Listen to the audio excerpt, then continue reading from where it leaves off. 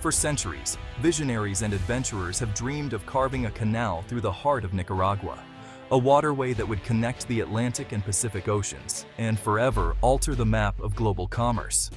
This was never just a shortcut for ships. It was a bold project meant to transform an entire nation, promising to reshape global trade routes and bring prosperity to Nicaragua's people.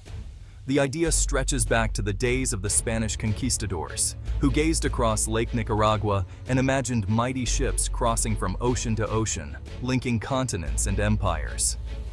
Napoleon III wrote passionately about the canal's potential. Cornelius Vanderbilt even established a partial transit route, ferrying travelers and goods across the isthmus in the 1800s.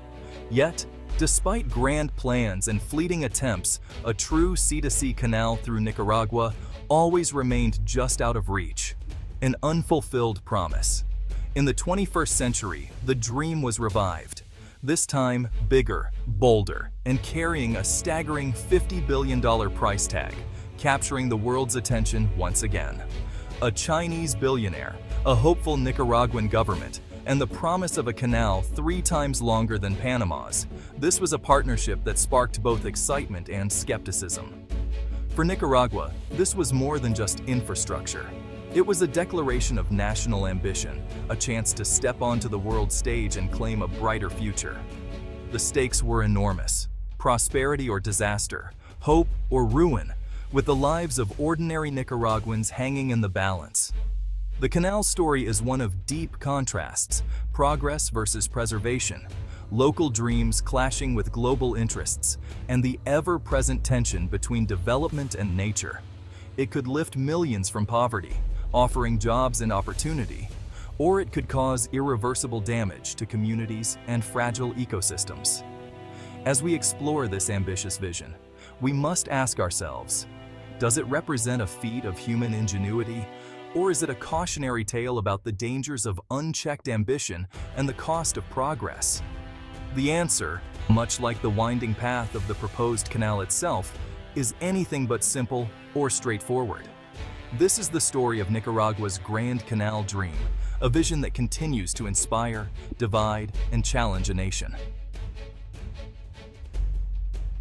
To truly understand Nicaragua's ambition, we must first look to the remarkable story of Panama. The Panama Canal, which opened its gates in 1914, revolutionized global trade by dramatically slashing travel time between the Atlantic and Pacific Oceans, forever changing the world's shipping routes. The canal became the heart of Panama's identity and its economic engine, a powerful symbol of sovereignty after the United States handed it over in 1999, sparking national pride and unity. But as global trade expanded and ships grew ever larger, the canal risked becoming obsolete, unable to accommodate the new giants of the sea. Panama responded with vision and determination, launching a massive expansion in 2016, building new locks to welcome megaships and keep the canal relevant in a changing world. Yet, even with its expanded capacity, the canal faces new limits. Water shortages, congestion, and size restrictions continue to challenge its future. The world's shipping industry has always longed for an alternative, a backup route to ease pressure and offer more options. Nicaragua's bold proposal promised competition, lower fees, and a vital backup route for global trade, capturing international attention. For Nicaragua, it wasn't just about national pride. It was about challenging a century-old monopoly and reshaping the balance of power. The dream was clear: to become a new gateway for global trade, opening fresh opportunities for the nation and the world. Nicaragua was ready to take on the giant, fueled by hope and determination. The world watched with anticipation as David prepared to challenge Goliath, wondering if history would repeat itself. The stakes had never been higher, and the outcome would shape the future of global trade. The Nicaragua Canal's blueprint was staggering. At 278 kilometers, it would dwarf Panama's canal, built for the world's largest ships. The route from the Caribbean, across jungle and farmland, through Lake Nicaragua, and out to the Pacific. Lake Nicaragua would serve as a natural channel, saving massive excavation. 2 giant sets of locks would lift ships to the lake and back down. The plan included deep water ports, a free trade zone, an airport, and resorts. It was more than a canal, it was a national transformation. Proponents envisioned sleek infrastructure and booming trade. Nicaragua would become a global shipping hub. The vision was bold, the engineering immense. But turning blueprints into reality would prove far more difficult. The world watched, captivated by the audacity. Could Nicaragua pull it off? For the government, the canal was a golden ticket. Promises abounded, doubling GDP, tens of thousands of jobs, and a modern economy. Ports, free trade zones, and an airport would attract global business. The canal was to be the engine of a new Nicaragua, moving beyond agriculture and poverty. Many Nicaraguans embraced the dream, hope for better jobs, education, and opportunity.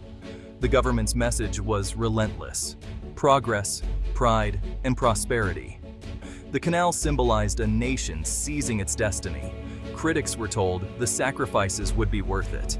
For a time, the country was swept up in hope. The promise: the canal would make Nicaragua rich. It would lift millions from poverty and put the nation on the world stage. The dream was powerful, almost irresistible. But dreams have a price. The canal's route threatened Nicaragua's most precious ecosystems, especially Lake Nicaragua. The lake is Central America's largest freshwater source, home to rare species and vital for communities. Conservationists warned dredging could destroy the lake, kill fish, and unleash toxins. Oil spills or invasive species could be catastrophic. Beyond the lake, rainforests and reserves faced deforestation and habitat loss. The project would split the country, disrupt wildlife, and fragment ecosystems. The environmental review was criticized as rushed and inadequate. The human cost was just as high. Tens of thousands, many indigenous, faced forced relocation. Land could be seized with little compensation, sparking fear and anger. The canal's promise came with a heavy toll. To truly grasp the canal's impact, you have to listen to the voices of those living along its proposed path, whose lives would be changed forever. Some saw hope, business owners and young people dreaming of new jobs, economic growth, and a brighter future for their families and communities. For the poor and unemployed, the promise of steady work and a chance to escape poverty outweighed distant environmental risks or abstract concerns. But opposition was fierce and passionate, especially from farmers and indigenous communities who had lived on this land for generations. They organized protests, fearing the loss of their land, their cultural identity, and their dignity as stewards of the region. "This land is our life," one leader declared. "We will not sell, no matter the price." For many, the fight was about more than money. It was about survival, heritage, and the future of their children. Many distrusted the government and the Chinese company, HKND, fearing empty promises and broken dreams. The anti-canal movement grew rapidly, uniting people from all walks of life across the country in a common cause. The canal became a powerful symbol of division: hope and opportunity for some, threat and heartbreak for others. The human drama unfolding was raw, emotional, and impossible to ignore. The nation was split, torn between dreams of progress and deep fears of loss and displacement. For many, the stakes were deeply personal, touching every aspect of daily life. The grand groundbreaking in 2014 was supposed to launch a new era. But after the cameras left, nothing happened. No fleets of machinery, no massive excavations, just silence. Doubts grew. How would $50 billion be raised? Was the project even viable? Experts questioned the need for a second canal, especially after Panama's expansion. Global shipping patterns shifted and oil prices fell, weakening the business case. Then, Wang Jing's fortune collapsed in China's 2015 stock market crash. His company faltered, and HKND quietly downsized. Official statements dried up. The dream faded. By 2025, the canal is defunct. A ghostly concession, no construction, no future. The protest movement prevailed, not in court, but by outlasting the project's collapse. The grand ambition rusted away before it began. What lessons remain from this colossal failure? The Nicaragua Canal is now a cautionary tale. It's a story of ambition, hope, and the dangers of ignoring costs and local voices. The collapse leaves Nicaragua at a crossroads, forced to rethink its future. Was the canal a lost opportunity or a disaster averted? Opinions remain divided. The saga exposed the risks of top-down development and the need for public consent. Yet, the desire for progress endures. Nicaragua still seeks prosperity. The question, how to grow without sacrificing natural treasures? Perhaps the answer lies in sustainable tourism, renewable energy, and responsible agriculture. The canal's ghost reminds us, true wealth is found in nature and resilient communities. Nicaragua's new dream is to find balance between ambition and preservation, progress and wisdom.